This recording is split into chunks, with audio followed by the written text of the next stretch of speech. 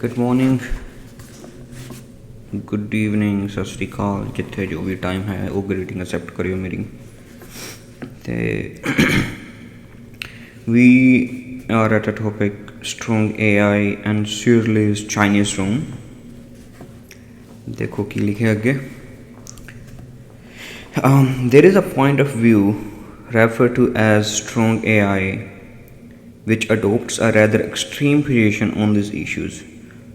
According to strong AI, not only would the devices just refer to indeed be intelligent and have minds, etc., but mental qualities of a sort can be attributed to the logical functioning of any computational device, even the very simplest mechanical ones, such as thermostat.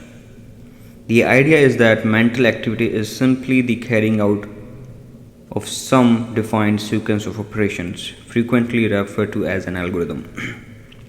I shall be more precise later on as to what an algorithm actually is.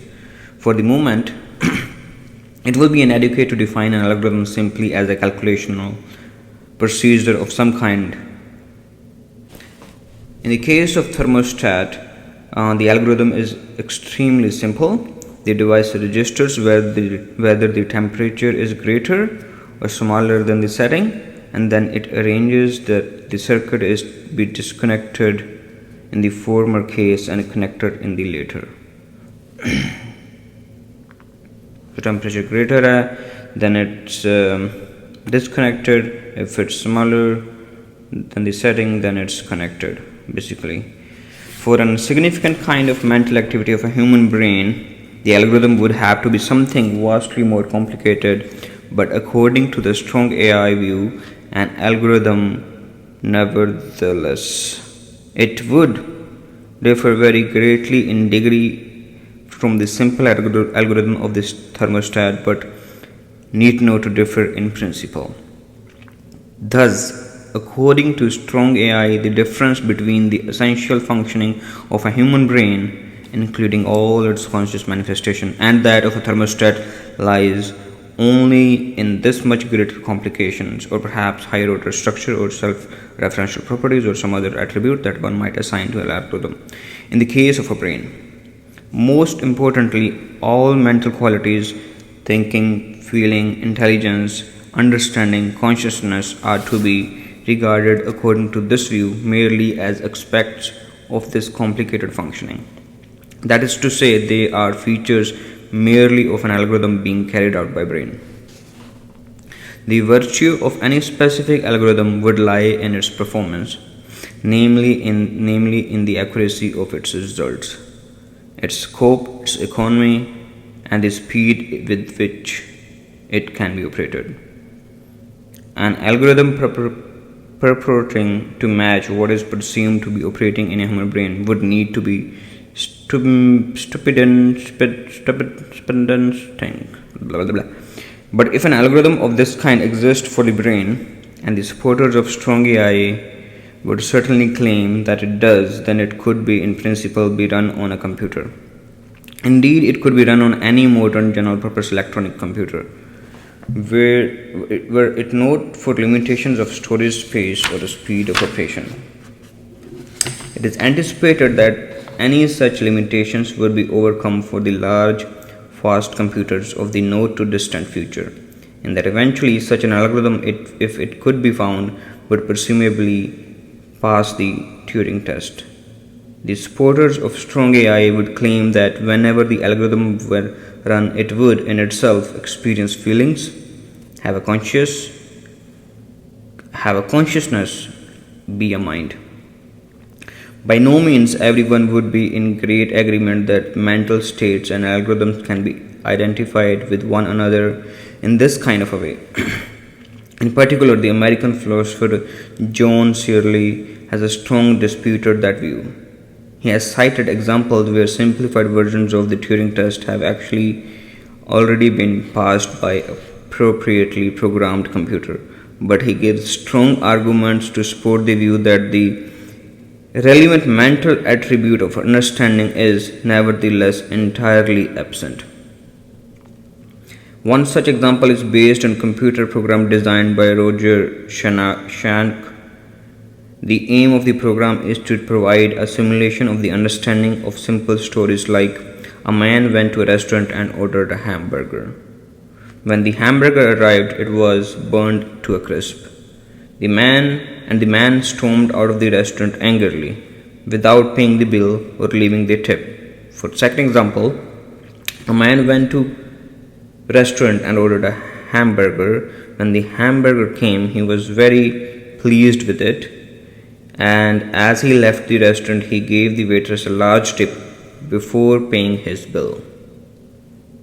As a test of understanding of the stories, the computer is asked whether the man ate the hamburger, in each case, a fact which has not been explicitly mentioned in the either story. To this kind of a simple story, this simple question, the computer can give answers which are essentially indistinguishable from the answers an English-speaking human would give. Namely, for these particular examples, no in the first case and yes in the second. So, in this very limited sense, a machine has already passed a Turing test. The question that we must consider in whether this kind of a success actually indicates any genuine understanding on the part of the computer or perhaps on the part of the program itself. Shirley's argument that it does not is to invoke his concept of a Chinese room. He envisages, first of all, that the stories are to be told in Chinese rather than English. Surely an inessential change, and that all the operations of a computer's algorithms for this particular exercise are supplied in English as a set of instructions for manipulating counters with Chinese symbols on them. Shirley imagines himself doing all the manipulations inside a locked room. The sequences of symbols representing the stories and then questions are fed into room through some small slot. No other information whatever is allowed in from the outside. Finally, when all the manipulations are complete, the resulting sequence is fed out again through the slot. Since all these manipulations are simply carrying out the algorithm of Shank's program, it must turn out that this final resulting sequence is simply the Chinese for yes or no. As the case may be, giving the correct answer to the original question in Chinese about a story in Chinese. Now, Shirley makes it quite clear that he doesn't understand a word of Chinese, so he would not have the faintest idea of what these stories are about. Nevertheless, by correctly carrying out the series of operations which constitute Shank's algorithm, he would be able to do as well as a Chinese person who would indeed understand these stories. Shirley's point, and I think it is quite a powerful one, is that the mere carrying out a successful algorithm does not in itself imply that any understanding has taken place. The imagined locked in his Chinese room would not understand a single word of any of the stories. A number of objections have been raised against Shirley's argument. I shall mention only those that I regard as being of serious significance. In the first place, there is perhaps something rather misleading in the phrase "not understand a single word" as used above. Understanding has as much to do with patterns as with individual words.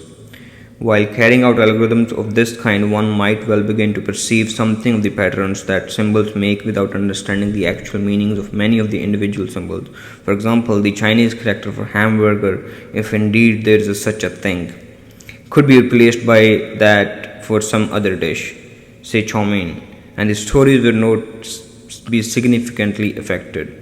Nevertheless, it seems to me be reasonable to suppose that in fact very little of the story's actual meanings would come through if one merely kept following through the details of such an algorithm.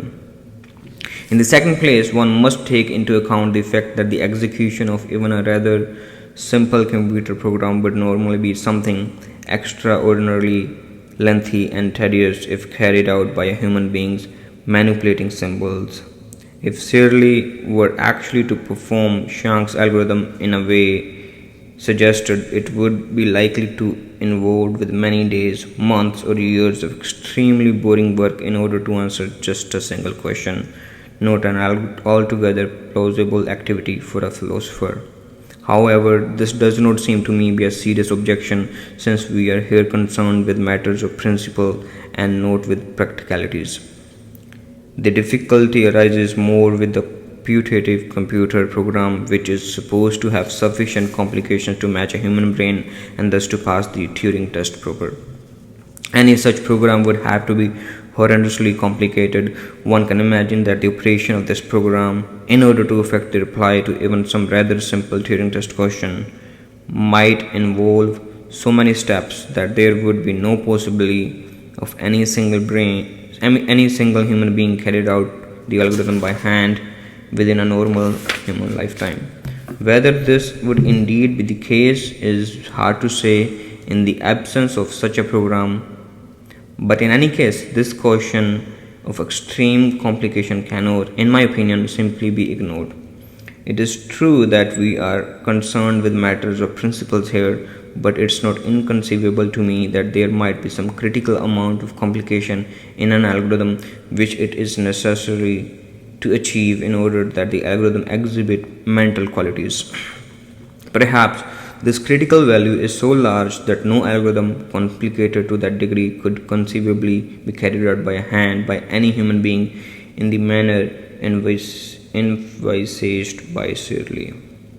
Shirley himself has countered this last objection by allowing a whole team of human non-Chinese speaking symbol manipulators to replace the previous single inhabitant of his Chinese room. To get the numbers large enough, he even imagines replacing his room by the whole of India, its entire population, excluding those who understand Chinese, being now engaged in symbol manipulation. Though this would be in practice absurd, it is not in principle absurd, and the argument is essentially the same as before. The symbol manipulators do not understand the story, despite the strong AI claim that the mere carrying out of the appropriate algorithm would elicit the mental quality of understanding. However, now another objection begins to loom large. Are not these individual Indians more like the individual neurons in a person's brain than like the whole brain itself? No one would suggest that neurons whose firings apparently constitute the physical activity of a brain in the act of thinking would themselves individually understand what that person is thinking. So why expect the individual Indians to understand the Chinese stories? Shirley replies to this suggestion by pointing out the apparent absurdity of India, the actual country, understanding a story that none of its individual inhabitants understands. A country, he argues, like a thermostat or an automobile, is not in the business of understanding, whereas as individual person is. This argument has a good deal less force to it than the earlier one. I think the Shirley's argument is at its strongest when there is just a single person carrying out the algorithm. Where we restrict attention to the case of an algorithm which is sufficiently uncomplicated for a person actually to carry it out less than a lifetime. I do not regard this argument as rigorously establishing that there is not some kind of a disembodied understanding associated with the person's carrying out of that algorithm, and whose presence does not impinge in any way upon his own consciousness. However, I would agree with Shirley that this is possibly has been rendered rather implausible to say the least. I think that Shirley's argument has a considerable force to it, even if it's not altogether conclusive. It is rather convincing in demonstrating that algorithms with the kind of complications that Shank's computer program possesses cannot have any genuine understanding whatsoever of the task that they perform. Also, it suggests that no algorithm, no matter how complicated, can ever be itself alone embody genuine understanding, in contradiction to the claims of strong AI. There is, as far as I can see, other very serious difficulties with the strong AI point of view. According to strong AI, it is simply the algorithm that counts. It makes no difference whether that algorithm is being affected by a brain, an electronic computer, an entire country of Indians, a mechanical device of wheels and cogs, or a system of water pipes. The viewpoint is that it is simply the logical structure of the algorithm that is significant for the mental state it is supposed to be represent, the particular physical embodiment of that algorithm being entirely irrelevant. As Searle points out, this actually entails a form of dualism. Dualism is a philosophical viewpoint espoused by the highly influential 17th century philosopher and mathematician Rene Descartes, and it asserts that there are two separate kinds of substance, mind stuff and ordinary matter. Whether or how one of these kinds of substance might or might not be able to affect the other is an additional question. The point is that the mind stuff is not supposed to be composed of matter and is able to exist independently of it. The mind stuff of strong AI is the logical structure of an algorithm. As I have just remarked, the particular physical embodiment of an algorithm is something totally irrelevant. The algorithm has some kind of a disembodied existence which is quite apart from any realization of that algorithm in physical terms. How seriously we must take this kind of existence in a question. I shall need to return to it in the next chapter. It is a part of the general question of the Platonic reality of abstract mathematical objects. For the moment, I shall sidestep this general issue and merely remark that supporters of a strong AI do indeed seem to be taking the reality, at least of algorithms, seriously, since they believe that algorithms form the substance of their thoughts, their feelings, their understanding, their conscious perceptions. There is a remarkable irony in this fact that, as Shirley has pointed out, standpoint of a strong AI seems to drive one into an extreme form of dualism, the very viewpoint with which the supporters of strong AI would least wish to be associated. The dilemma lies behind the scenes of an argument put forward by Douglas Hofstadter, himself a major proponent of strong AI view, in a dialogue entitled A Conversation with Einstein's Brain. Hofstadter envisages a book of absurdly monstrous proportions which is supposed to contain a complete description of brain of Albert Einstein.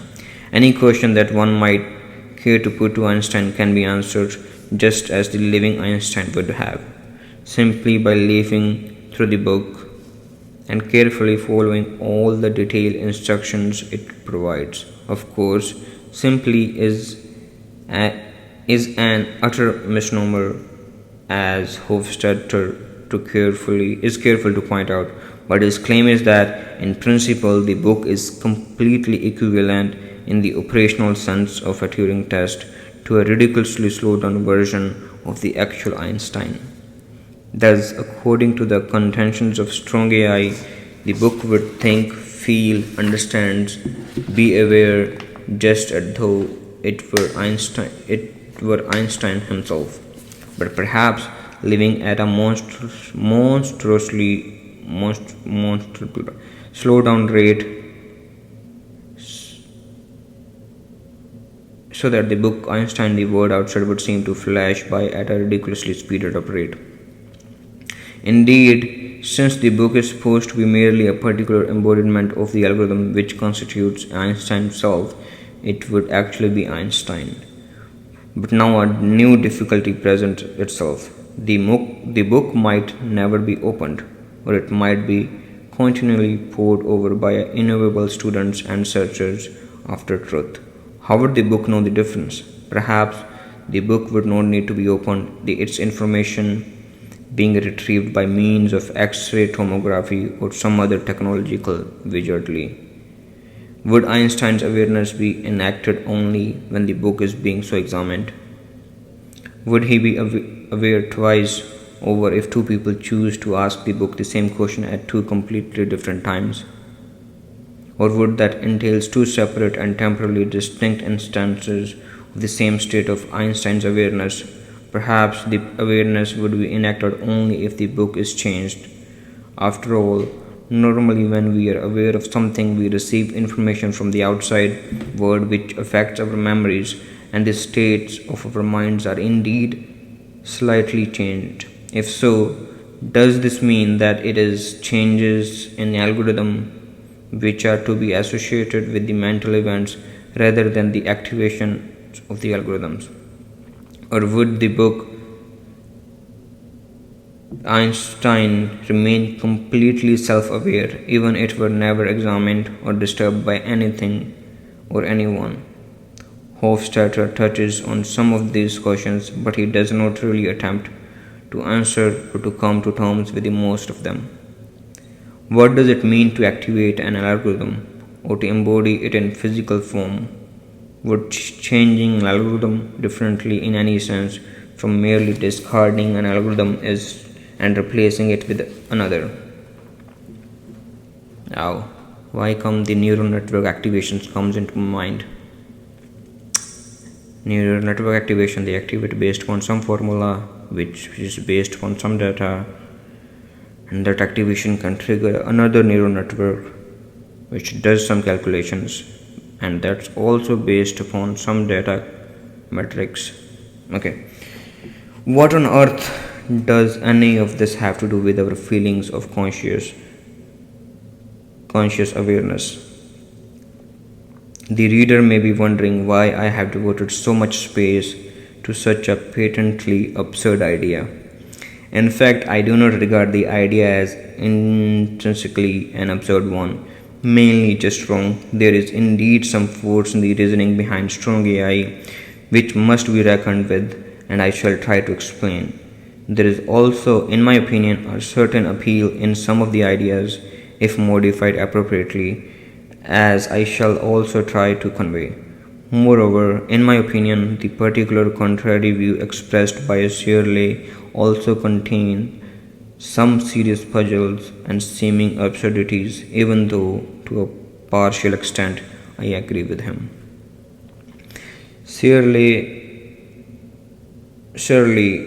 in his discussion, seems to be implicitly accepting that electronic computers of the present day type, but with considerably enhanced speed of actions and size of rapid access store, may well be able to pass the Turing test proper. In the not too distant future, he is prepared to accept the contentions of strong AI that we are the instantaneous insertions of any number of computer programs. Moreover, he comes to, of course, the brain is a digital computer, since everything is a digital computer, brains are too. Searle maintains that the distinction between the function of human brains and of electronic computers, both of which might be executing the same algorithms, lies solely in the material construction of each. He claims, but for reasons he is not able to explain, that the biological objects, that is brains, can have intentionality, and whereas the electronics ones cannot. In itself, it does not seem to me to point the way towards any helpful scientific theory of a mind.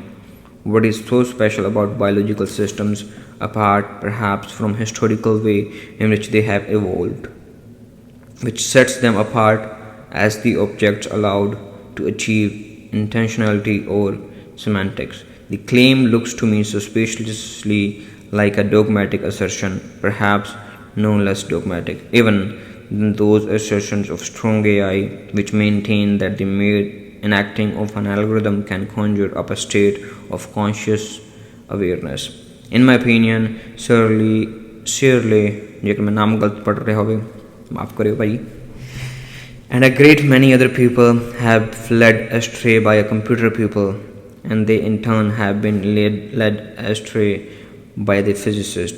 It is not the physicist's fault, even they don't know everything. The belief seems to be widespread that indeed everything is a digital computer. It is my intention in this book to try to show why and perhaps how this need not be the case.